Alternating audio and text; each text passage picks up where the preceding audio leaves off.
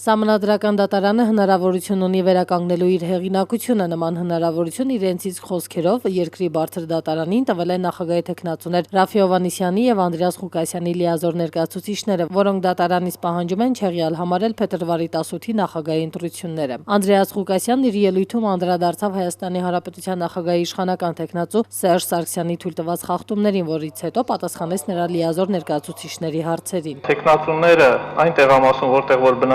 որտեղ բնակվում են, միջինից ավելի բարձր ձայներ են ստանում։ Նման վիճակագրության տիրապետում եք թե ոչ։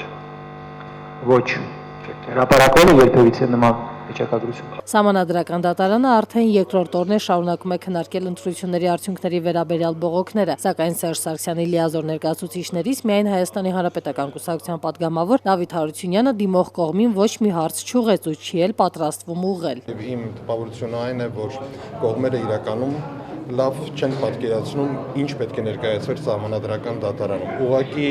զրույց վարելը ես կարծում եմ ժամանակի վատնում։ Սահմանադրական դատարանը այսօր սկսեց լսել նաև պատասխանող կողմին կենտրոնական ընտրական հանձնաժողովին։ Հանձնաժողովի նախագահ Տիգրան Մուկուչյանն իր 48 էջանոց ելույթում մանրամասնորեն անդրադարձավ Ռաֆի Հովհաննիսյանի բերած փաստարկներին եւ հիմնավորումներին։ Նա դեռ իր ելույթի 26-րդ էջին էր հասել, երբ Սահմանադրական դատարանի նախագահ Գագիկ Հարությունյանը հորդորով դիմեց նրան։ Ժամանակի գործոնը եւ այլը նկատի ունենալով հիմնականում կանգ առեք դեմոմի եւ բացատրություններում վերված փաստարկների վրա։ Իսկ ընդմիջմանը նիստին ներկա մի երիտասարդ Տիգրան Մուկուչյանին անվանեց հանցագործ, որի հետևանքով վիճաբանություն սկսվեց դատարանի միջանցքում։ Դատարանի ոստիկանության աշխատակիցները վիճաբանող երիտասարդին ստիպված էին դուրս հրավիրել շենքից։ Նարին Էրիցյան, Սևակ Մեսրոպյան, IPF